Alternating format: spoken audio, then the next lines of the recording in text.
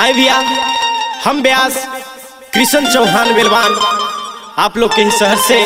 नवादा जिला से बानी। तो हम कुछ गीत के प्रस्तुति देवल चाहता नहीं आप लोग के साथ। तो आए भैया, एकदम झूमे के बाद कैसे कहे के बाद फागुन के मस्त महीना चलता भैया, ताई सुनी।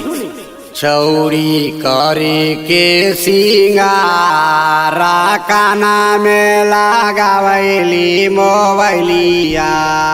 जियो व्यास लगल रहा। चौरी करे के सिंगारा काना में लगावैली मोबाइलिया छौरी करे के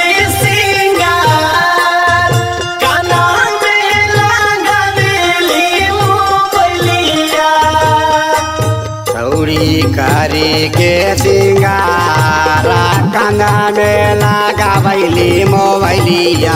छौरी करे के सिंगार काना में लगावैली मोबाइलिया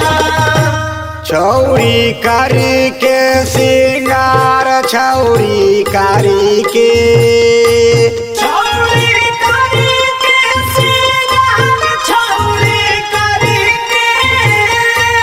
छौरी करी के सिंगार छौरी करा के सिंगार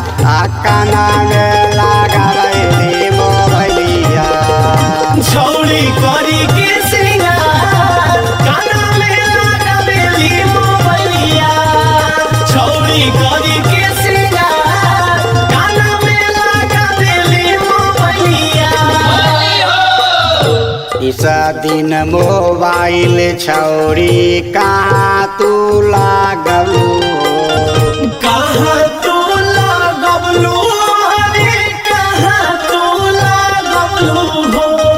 निशा दिन मोबाइल छौरी कहाँ तू लागलू कहाँ तू लागलू छौरी कहाँ तू लागलू हो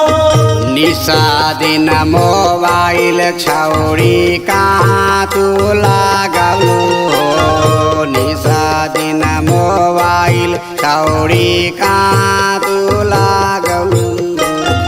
कहाँ बाटे लो भर तुहारू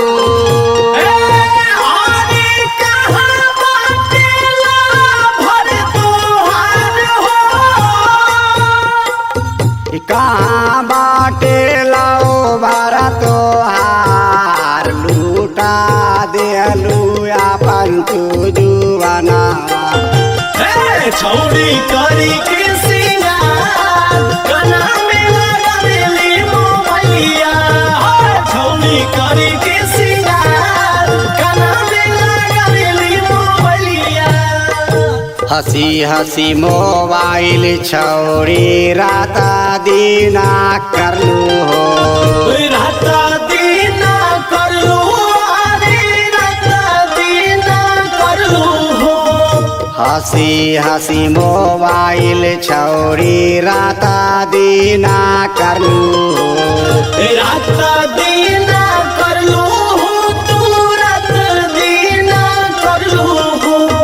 हंसी हंसी मोबाइल छौरी राता दीना करलू हंसी हंसी मोबाइल छौरी राता दीना करलू ओ निंदियो ना आवे तुहारू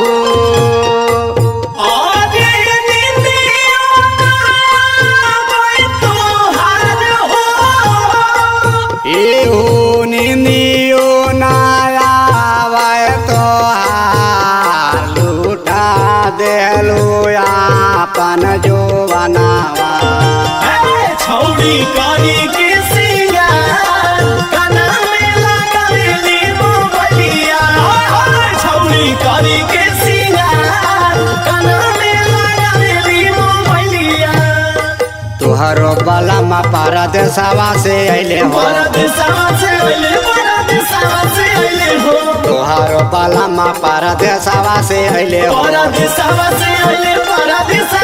अइले हो तोहारो बालामा परदेसवा से अइले हो तोहारो बालामा परदेसवा से अइले हो यार बिना सुभना बातारू अरे यार बिना सुभना भतार हो यार बिना सुभना बाता लुटा देलु अपनो खजाना छौरी करी के सिंगार कान्हा में लगा देली मोबाइलिया चौरी कारी के सिंगार लुटा देलु अपनो खजाना छौरी करी के सिंगार कान्हा में लगा देली मोबाइलिया अपनो जो बनावा हो अपनो जो बनावा अरे अपनो जो बनावा हो अपनो जो बनावा अपनो जो बनावा हो अपनो जो बनावा अपनो जो बनावा हो अपनो जो बनावा अपनो जो बनावा हो अपनो जो बनावा अरे अपनो जो बनावा हो अपनो जो बनावा लुटा देलु अपनो जो बानो लुटा दिहलु अपनो जो बनावा लुटा देलु अपनो जवान काना में लगावैली मोबाइलिया छौरी करी के सिंगार कान्हा में लगा देली मोबाइलिया छौरी करी के सिंगार कान्हा में लगा देली मोबाइलिया छौरी करी के